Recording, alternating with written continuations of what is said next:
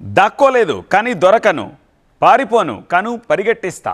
కేసులు పెట్టుకుంటారా పెట్టుకోండి, కానీ సరెండర్ కాను. నేను ఇంతే, నా ఇష్టం. మీ కళ్ళెదుటే తిరుగుతున్నా, కనిపెట్టండి చూద్దాం. నా ఇంట్లోనే నేనున్నా, పట్టుకోండి చూద్దాం అంటూ రామ్ గోపాల్ వర్మ దాగుడు మూతలాడుతూ ఉంటే వేర్ ఈజ్ పోలీస్? ఇంటర్వ్యూలతో విరుచుకుపడుతుంటే నో పోలీస్, పోస్టులతో ప్రశ్నిస్తుంటే నో పోలీస్. చాలా విచిత్రంగా ఉంది కదా. ఎందుకు వర్మ ఎపిసోడ్లో ఎవరు ఎవరిని రౌండప్ చేశారు? ఆర్జీవీ దర్జాగా సవాల్ విసురుతున్నా పోలీసులు ఎందుకు యాక్షన్లో లేరు? ఒంగోలు నుంచి కోయంబత్తూరు వయా హైదరాబాద్ అంటూ హడావుడి చేసిన పోలీసులు ఇప్పుడెందుకు సైలెంట్ అయ్యారు?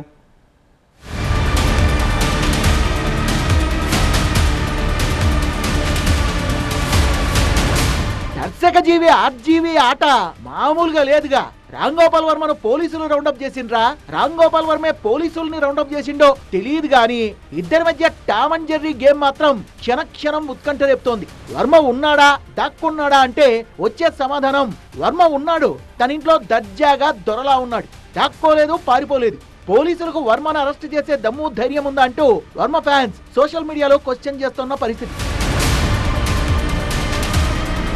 గత 4-5 రోజులుగా వర్మ మీద బోలెడు స్పెక్యులేషన్స్. కోయంబత్తూరుకు పరారయ్యాడని, పలానా హీరో ఫామ్ హౌస్ లో దాక్కున్నాడని, అండర్ గ్రౌండ్ కు వెళ్లి కోర్టు బెయిల్ కోసం వెయిట్ చేస్తున్నాడని, అరెస్ట్ కు భయపడి ఎక్కడ చితక్కొడతారో అన్న భయం వర్మలో వెంటాడుతోందని ఇలా రకరకాల రూమర్లు స్ప్రెడ్ అయ్యాయి. పోలీసులు కూడా ఇదిగో పులి అదిగో తోక అన్నట్టుగా బృందాలుగా విడిపోయి ఓ టీంను కోయంబత్తూరుకు, మరో 2 టీంలు హైదరాబాద్ శివారు ప్రాంతాల్లోనూ గాలిస్తున్నారన్న వార్తలు చక్కర్లు కొట్టాయి. ఏ క్షణంలో అయినా వర్మ అరెస్ట్ అంటూ ఏవేవో వార్తలు షికారు చేశాయి. కానీ తీరా చూస్తే ఆర్జీవీ ఏ క్లాస్ గా కనిపిస్తూ కాపీలు టిఫినీలు చేస్తూ తాపీగా ఇంటర్వ్యూలు ఇస్తూ పోలీసులకే సవాల్ విసురుతున్నాడు. అంతేనా? ఎక్స్ లో వర్మ వకీల్ సాబ్ అవతారం ఎత్తి ఏ సెక్షన్ దేనికి వర్తిస్తుంది, అది నాకెందుకు వర్తిస్తుంది అంటూ క్వశ్చన్స్ తో దడదలాడిస్తున్నాడు. వర్మ చెప్తున్నట్లు తన డెన్లోనే ఆయనుంటే పోలీసులు ఎందుకని అరెస్ట్ చేయలేదు? అరెస్ట్ వారెంట్ లేకుండానే పోలీసులు హడావుడి చేస్తున్నారా? వర్మ అంత తాపీగా మీడియా ముందుకొచ్చి మరి సవాళ్లు విసురుతోంటే, ప్రశ్నల్ని సంధిస్తోంటే పోలీసుల సైడ్ నుంచి ఎందుకు ఆ సైలెన్స్?